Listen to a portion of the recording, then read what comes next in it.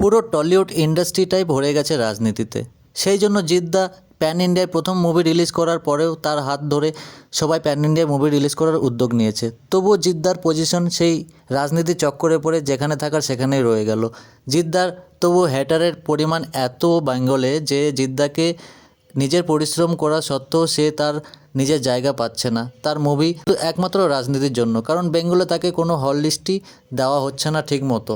Tollywood industry জুড়ে চলেছে রাজনীতি, যেখানে জিদ্দার মতো নায়কের কোনো দাম নেই।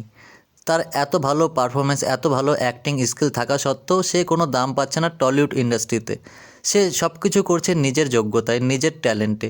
সে প্যান ইন্ডিয়ায় মুভি রিলিজ করেছে, সেটিও তার নিজের যোগ্যতায়, নিজের ট্যালেন্টে। সেখানে টলিউড ইন্ডাস্ট্রি তাকে কোনো রকমের হেল্প করেনি। সে তার নিজের যোগ্যতায় টলিউড ইন্ডাস্ট্রিকে বলিউডে নিয়ে যাওয়ার ক্ষমতা দেখিয়েছে। তারপরে এখন তার পিছে পিছে সবাই সেই ক্ষমতা দেখানোর সাহস জুগিয়েছে।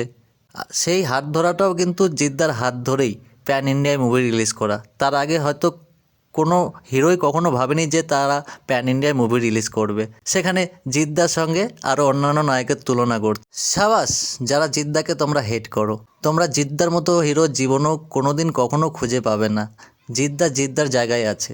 সে কারো চটি চেটে বা কারো সহযোগিতা নিয়ে সে হিরো হতে চায় না। সে তার নিজের যোগ্যতায় হয়, সেটি সে বারবার প্রমাণ করেছে। বারবার নতুন ধরনের মুভি নিয়ে এসে বারবার নতুন ধরনের অ্যাক্টিং স্কিল দেখিয়ে আমাদের মুগ্ধ করেছে। তোমরা যতই জিদ্দাকে হেট করো না কেন, জিদ্দার মতো নায়ক আশা করি টলিউড ইন্ডাস্ট্রিতে আর কখনো জন্ম নেবে না। আমরা যদি উত্তম কুমার বোম্বাদার পরে কাউকে নায়ক মনে করি, সেটা হলো জিদ্দা। সে এখন অনেক হিরো আছে, তারা শুধু নামে নায়ক। আর হ্যাঁ, তাদের মুভি অনেক ব্লকবাস্টারও হতে পারে, জিদ্দার মুভির থেকে অনেক টাকা বেশি ইনকাম করতে পারে, মুভি ব্লকবাস্টার হতে পারে, কিন্তু জিদ্দার জায়গায় আছে। কারণ জিদ্দাকে যদি এরকম টলিউড ইন্ডাস্ট্রি থেকে সাপোর্ট করা হতো, তার মুভি যদি বেঙ্গলে সব হলে লাগানো হতো, তাহলে সে আরও অনেক পরিমাণে টাকা ইনকাম করতে পারত। কারণ তাকে তো হল লিস্টই দেওয়া হয় না, কয়েকটা হল দেওয়া হয়। কারণ টলিউড ইন্ডাস্ট্রি জুড়ে চলেছে রাজনীতি, আর রাজনীতি যদি থাকে সেখানে জিদ্দা রাজনীতি করে না, তো তার দিকটা অনেকেই দেখবে না। এই জন্যই জিদ্দার মুভি ব্লকবাস্টার হওয়ার থেকে অনেক দূরে থাকে। কিন্তু জিদ্দার মুভি অন্যান্য হিরোর তুলনায় অনেক ভালো। তোমরা সবাই জানো, সবাই দেখেছো।